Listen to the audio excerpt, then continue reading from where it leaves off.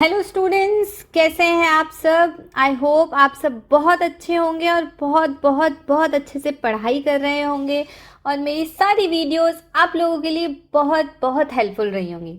देखिए, आप लोगों ने बायो दीदी एबल चैनल को सब्सक्राइब कर लिया होगा, वहाँ जाकर सारी वीडियोस देख ली होंगी और आपको सारे कॉन्सेप्ट समझ में आ गए होंगे। तो देखिए, आज मैं आप लोगों के लिए हेरिडिटी के हैंड रिटन नोट्स लेकर आई हूँ। तो देखिए, मैंने आप लोगों को सारे कॉन्सेप्ट, सारे टर्म्स, मैंडल के लॉ, एक्सपेरिमेंट, इवन एनसीईआरटी का भी रिकैप दे दिया था। आज मैं आप लोगों को एक बार नोट्स का रिकैप दे देती हूँ। साथ ही साथ आज हम करने वाले हैं एनसीईआरटी के इंटेक्स और एक्सरसाइज के क्वेश्चंस। देखिए, जितना हम कवर कर सकते हैं उतना आज मैक्सिमम कवर करने की कोशिश करेंगे। देखिए, हेरिडिटी में हमने जेनेटिक्स की डेफिनेशन पढ़ी थी, फादर कौन थे, एक्सपेरिमेंट कौन से प्लांट पे किया गया था, हेरिडिटी की डेफिनेशन देखी थी, टर्म्स कौन कौन सी थी, वो सब मैंने आप लोगों को यहाँ पे बहुत अच्छे से एक्सप्लेन कर दी है।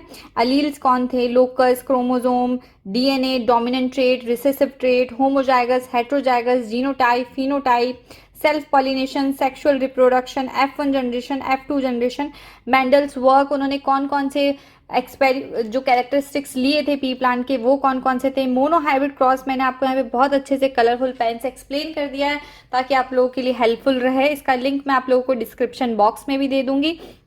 देखिए, मैंने यहाँ पे मोनो हाइब्रिड जो क्रॉस है वो दो तरीके से कर दिया है। आप लोगों को जो बेनिफिट लगे, जो आप लोगों को इजी लगे, प्लीज़ आप उसको फॉलो करिएगा।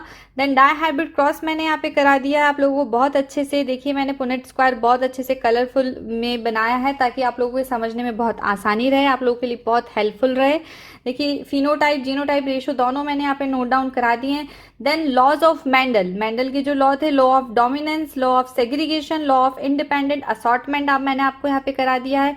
इंपॉर्टेंट रेशोज जो थे genotype and phenotypic ratio, mono hybrid cross का था 1:2:1 genotypic ratio and phenotypic ratio था 3:1। देन डाई हाइब्रिड का फिनोटिपिक रेशो था 9:3:3:1 एंड जीनोटाइप रेशो था 1:2:1:4:1:2:1 ओके जी। देखिए, सेक्स डिटर्मिनेशन भी मैंने आपको यहाँ पे बहुत अच्छे से एक्सप्लेन कर दिया है। फादर के पास ऑटोजोम और सेक्स क्रोमोजोम होते हैं, सेम मदर के पास भी ऑटोजोम और सेक्स क्रोमोजोम होते हैं। मदर के जो सेक्स क्रोमोजोम होते हैं वो XX होते हैं, जो फादर के सेक्स क्रोमोजोम होते हैं वो XY होते हैं। जब फादर का X क्रोमोजोम मदर के X क्रोमोजोम से जाकर मिलता है तो क्या होगा, फीमेल चाइल्ड। और अगर फादर का Y क्रोमोसोम फीमेल के X क्रोमोसोम से जाके मर्ज होता है तो क्या बनेगा, मेल चाइल्ड। ठीक है, ये आपको समझ में आ गया होगा। अब देखिए, हम स्विच करते हैं हमारे नेक्स्ट एनसीईआरटी टॉपिक पर। जो एनसीईआरटी के जो क्वेश्चन है हम वो सॉल्व करेंगे अब। ओके जी।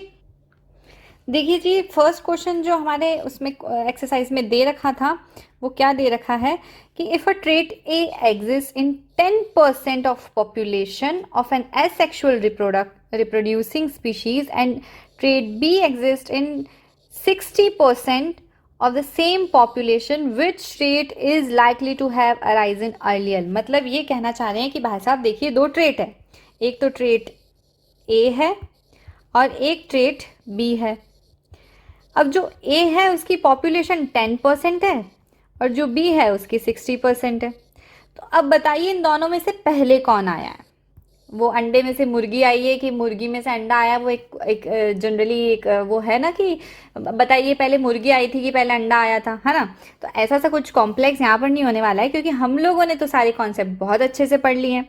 तो ये हमारे लिए बहुत ईजी होने वाला है। देखिए, क्या करना है, हमने पहले तो एक पॉपुलेशन बना लेते हैं, ठीक है, जिससे हमें समझने में आसान हो जाए कि हमें करना क्या है।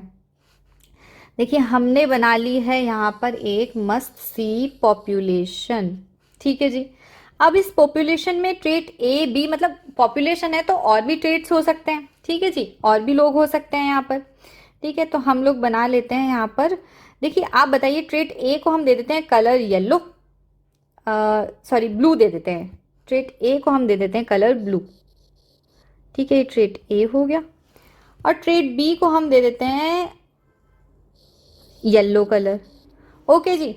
अब पॉपुलेशन है तो यहाँ पर बहुत सारी और भी ट्रेट्स होंगी, मान लीजिए सी होगा, मान लीजिए यहाँ पर सॉरी ये तो हमने ऑलरेडी से दे दिया है, सॉरी।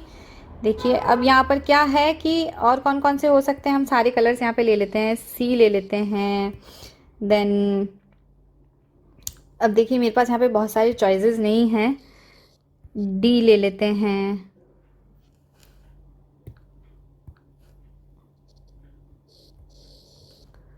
ठीक है जी, ई ले लेते हैं, सो ऑन, मतलब ऐसे ऐसे हमने कुछ ले लिया है। अब देखिए बी की जो पॉपुलेशन है वो 60% है, इस पॉपुलेशन में जो बी है ना वो 60% है, तो हम 60% जितना बना लेते हैं, मतलब ऑलमोस्ट थोड़ा दिखेगा तो सही, इतना तो बनाना ही पड़ेगा।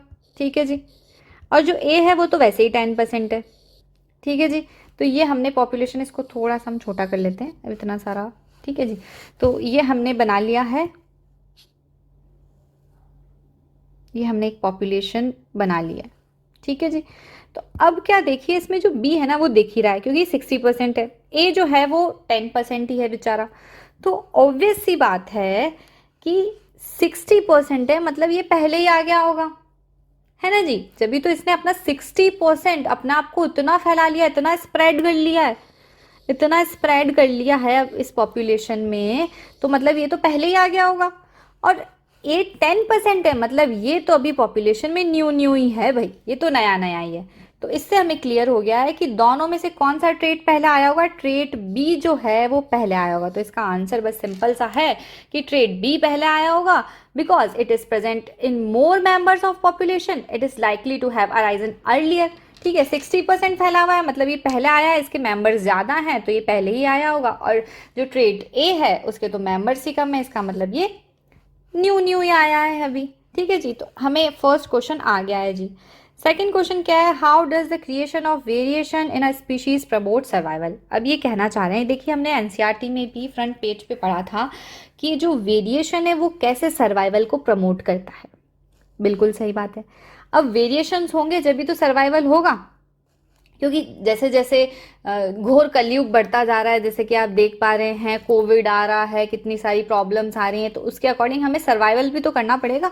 अब कोविड में जिंदा रहने के लिए हमें क्या कराना पड़ेगा, वैक्सीनेशन कराना पड़ेगा। वैक्सीनेशन करवाएंगे तभी हम जिंदा रह पाएंगे, और जिन्होंने वैक्सीनेशन नहीं करवाया फिर आप जानते हैं उनका क्या होगा। ठीक है जी, तो क्या है कि अब हमें क्या करना है, हमें तो करना है सर्वाइव। सर्वाइव करना है तो हमें उस अकॉर्डिंग अपने बॉडी को अडप्ट भी करना पड़ेगा। अब ये कह रहे हैं कि वेरिएशन कैसे सर्वाइवल बढ़ाते हैं। अब देखिए क्या है कि आपने एनसीईआरटी में एक एग्जाम्पल देखा होगा कि एक बैक्टीरियम का वो एग्जाम्पल था, ऐसा सा कुछ। तो ये पेरेंट थे, ये F1 जनरेशन थी, F2 जनरेशन मान लेते हैं। ठीक है जी, तो इसमें कुछ चेंजेस थे, फिर इसमें इन दोनों में कुछ चेंजेस हुए, फिर इन चारों में कुछ चेंजेस हुए। तो इन्होंने चेंजेस क्यों किए, वेरिएशन क्यों आए। वेरिएशन लाने का रीज़न ये था कि देखिए जैसे मान लीजिए कि ये जो फर्स्ट वाला है ना, ये टेम्परेचर पे जिंदा रहता है, ये 25 डिग्री सेल्सियस टेम्परेचर पे जिंदा रहता है। अब क्या हुआ कि भाई जो हमारा एनवायरनमेंट है उसमें ग्लोबल वार्मिंग बढ़ रही है, आपको पता ही है, तो उसकी वजह से क्या हो गया, टेम्परेचर इंक्रीज हो गया। जब ये था जब तो 25 डिग्री सेल्सियस में हम जिंदा रह सकते थे, लेकिन अब क्या हुआ कि टेम्परेचर इंक्रीज होने की वजह से इन्हें अपना टेम्परेचर का जो सर्वाइवल है, जिस टेम्परेचर में इनमें रहना है, उन्हें इंक्रीज करना पड़ेगा। तो अगर अब इन्हें जिंदा रहना है तो इन्हें 25 से लेकर 30 डिग्री सेल्सियस में जिंदा रहना पड़ेगा। ठीक है जी, तो इन्हें इस अकॉर्डिंग अपने आप को अडप्ट करना पड़ेगा। तो इसलिए ही यहाँ पर वेरिएशंस आ रहे हैं, ताकि ये अपनी बॉडी को अडप्ट कर सके न्यू एनवायरनमेंट में सर्वाइव करने के लिए। ठीक है जी, समझ पा रहे हैं आप इस चीज को।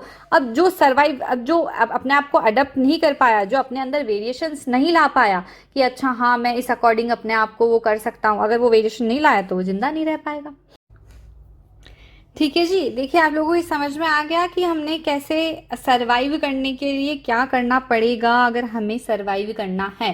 ठीक है जी, तो हमें ये क्वेश्चन का आंसर भी आ गया है कि अगर हमें सरवाइव करना है तो अगर हमें वेरिएशंस होंगी तो सर्वाइवल के चांस जो हैं वो बढ़ जाने हैं, वो बढ़ जाएंगे, वो इंक्रीज हो जाएंगे।